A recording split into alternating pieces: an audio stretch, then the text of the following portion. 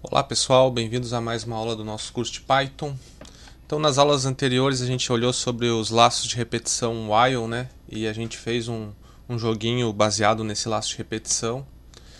E hoje nessa aula a gente vai aprender um pouco sobre o laço de repetição for. Quais são as diferenças entre esses dois laços, né? Então o laço while, né, ele é uma estrutura de repetição que funcionava em determinadas condições, né? Então sempre que havia uma condição X para eu determinar o mesmo gesto, a mesma estrutura de dados repetidamente, o laço for ele trabalha um pouquinho diferente. Então ele é um laço que ele não depende exclusivamente de uma condição, ele vai trabalhar dentro de uma estrutura até ela findar, né? Até ela acabar essa estrutura. Então o while eu posso selecionar lá repetidas vezes até ele satisfazer uma condição, e o for ele vai trabalhar dentro daquilo até ele chegar no final desse laço, né? Ou no final da estrutura do dado que ele está querendo trabalhar.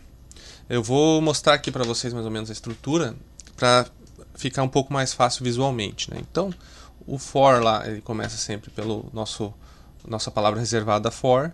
Ele vai ter uma variável, então vai ser for variável. Então essa variável ela já está sendo declarada ali, então ela não precisa ser declarada anteriormente. Então essa variável vai estar dentro ou de uma outra variável ou de uma string. Então primeiro eu vou mostrar para vocês como ela pode estar dentro de uma string. Então eu declarei essa variável aqui, vou dar um nome para ela. Então aqui for letra in, daí eu vou criar uma string aqui com o meu nome. 2 pontos. E vou dar um print aqui da variável. Vamos rodar aqui para ver o que acontece. Vocês podem ver que o laço for ele vai correr dentro da estrutura de dados que a gente quer que o for trabalhe.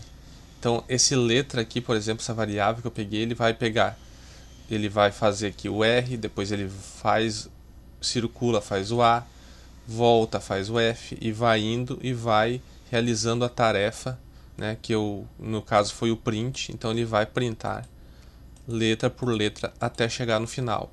Chegando no final, ele vai parar.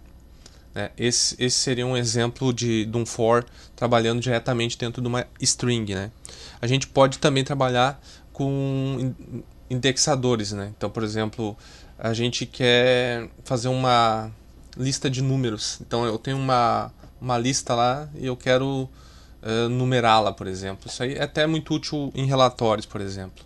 Então eu posso fazer aqui vou criar uma variável chamada index e vou criar um range, né, que seria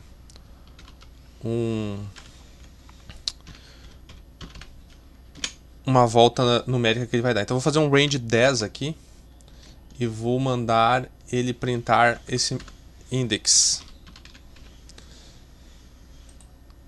Então da mesma forma que ele fez com a string, ele fez esse for aqui. Então o 10 seria o limite dele. Então ele sempre para um número antes do limite. Então, por exemplo, ele parou aqui no 9. Então ele foi lá, printou 0, 1, 2 até o 9.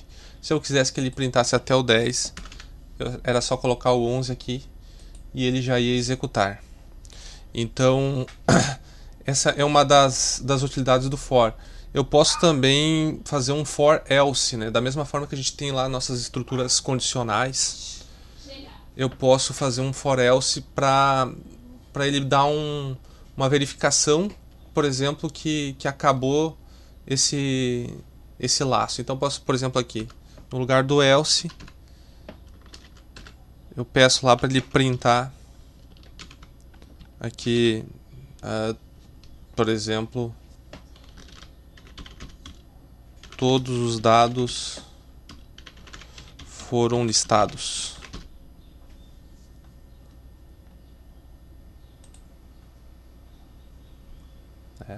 Então a gente pode trabalhar de várias formas, né, com esse laço for. Ele é um pouquinho mais simples que o nosso laço while, mas ele é muito útil. Então a gente pode trabalhar de várias formas. Eu vou pegar aqui, vou criar uma variável, por exemplo, aqui chamada palavra. E dentro dessa variável eu vou colocar aqui o meu nome. E vou pegar lá, for letra em palavra. E vou printar a letra aqui. Então, da mesma forma que a gente trabalhou lá com a string, a gente pode trabalhar ela por fora ali, nomeando a nossa variável, né? Então, o for ele vai ser uma estrutura de repetição simples em momentos que a gente não precisa de uma complexidade condicional que vai nos exigir trabalhar com while, né? Às vezes a gente pode trabalhar também em conjunto com os dois e existem milhares de possibilidades da gente trabalhar com laços de repetições e aí a gente vai trabalhar muito ainda, né? Eu, vocês, na carreira assim, de desenvolvimento, o que tu mais vai encontrar de necessidade é trabalhar com laço de repetição e é uma necessidade que sempre vai aparecer aí para vocês. Então por enquanto é isso, até a próxima aula, pessoal.